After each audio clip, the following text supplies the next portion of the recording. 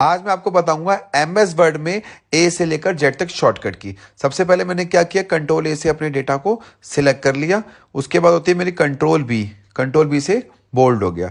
अब उसके बाद मुझे करनी है कंट्रोल सी। मैंने क्या किया, अपने डेटा को सिलेक्ट किया, कंट्रोल सी से कॉपी किया और जहां भी मुझे पेस्ट करना है मैंने उसको वहां पे कंट्रोल वी कर दिया। सी के साथ ही वी चलती है। उसके बाद होती है मेरी कंट्रोल डी। जैसे मैंने डेटा को सिलेक्ट किया, कंट्रोल डी कर दिया तो मेरे फ़ॉन्ट के ऑप्शन खुल जाएंगे, फ़ॉन्ट कलर, फ़ॉन्ट साइज जो भी आप देना चाहते हो वो खुल जाएंगे। उसके बाद होती है मेरी कंट्रोल ई। कंट्रोल ई से क्या होता है, मेरा डेटा सेंटर में आ जाता है। आप देख सकते हो मेरा डेटा सारा सेंटर में आ गया है। उसके बाद होती है control F.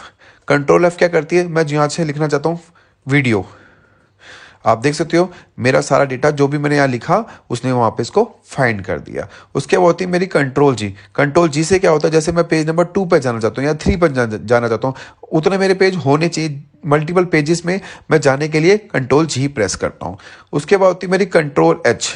Control H basically क्या करती है, रिप्लेस करती है। मैंने कंट्रोल एच किया, मैं क्या चाहता हूँ जहां पर मेरे यू है इस लेटर के अंदर, जहां भी मेरा यू है वहां पे मेरा यूवर्स आ जाए। तो क्या करेगा, रिप्लेस ऑल करूंगा, जहां जहां पे यू था वहां पे यूवर्स आ गया। 32 जगह रिप्लेसमेंट हुई है। उसके बाद है मेरी कंट्रोल आई। कंट्रोल आई से क्या होता है, मेरा डेटा रिकर्सिव होता है। मैंने सिलेक्ट किया, कंट्रोल आई से क्या किया, मैंने इसको रिकर्सिव कर दिया।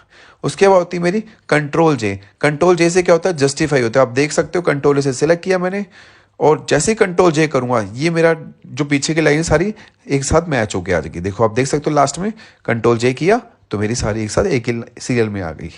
उसके बाद होती है मेरी कंट्रोल के। कंट्रोल के क्या करती है, हाइपरलिंक का काम करती है। जैसे मैंने लिखा यहाँ पे गूगल और मैंने इसको सिलेक्ट किया, कंट्रोल के किया।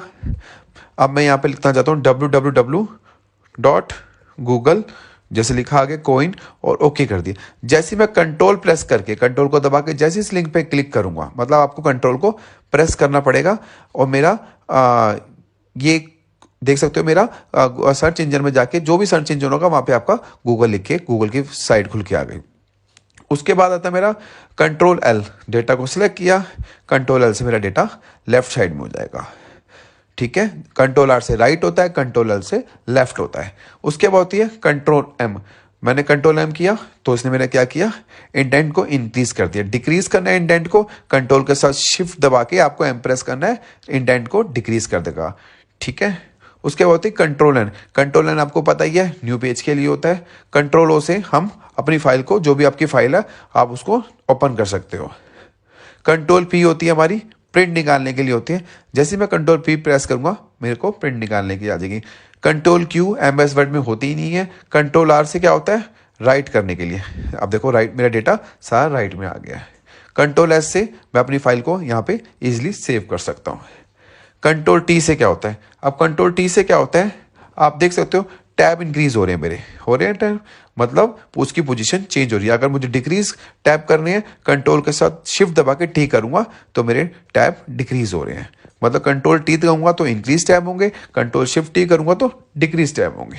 उसके बाद होती है कंट्रोल यू। यू से मेरी अंडरलाइन होती है, control you for underline. Control we मैंने आपको बता दी थी। कंट्रोल डब्ल्यू से मेरा ये जो है ये डॉक्यूमेंट ये बंद हो गया, जो क्लोज हो जाएगा मतलब।